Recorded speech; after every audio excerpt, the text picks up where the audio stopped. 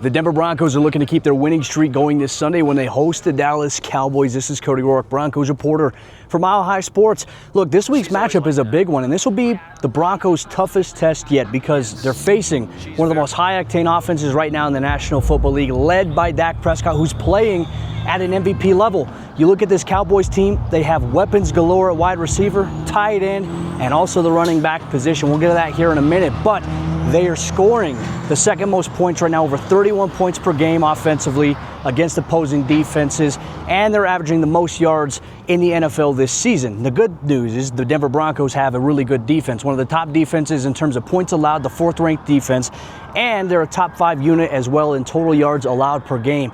But the challenge with Dak Prescott is obviously he's playing at a high level, winning from within the pocket, also extending it at times. He's been sacked 8 times this season. That's tied for second right now behind Broncos quarterback Bo Nix. So how does this matchup go in the spotlight? CeeDee Lamb, George Pickens against Riley Moss and Patrick Surtain II. This is going to be a defining matchup this week here for this Broncos team, and more importantly, the Broncos run defense is also going to have to show up to stop Javonte Williams, who right now is the second leading rusher right now in the National Football League, and is going to have a little bit of extra juice facing his former team.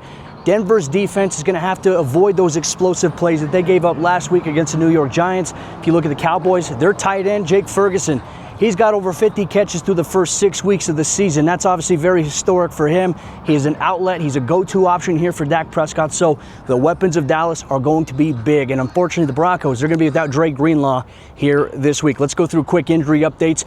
Obviously, he was banged up in the fourth quarter of last week's game. Mike McGlinchey was at practice. So was Brandon Jones. So that is good news here if you are a member of Broncos country. On top of that, Jonah Ellis was back at practice as well. We saw him participating in individual drills. For more coverage this week, make sure you stay tuned to milehighsports.com.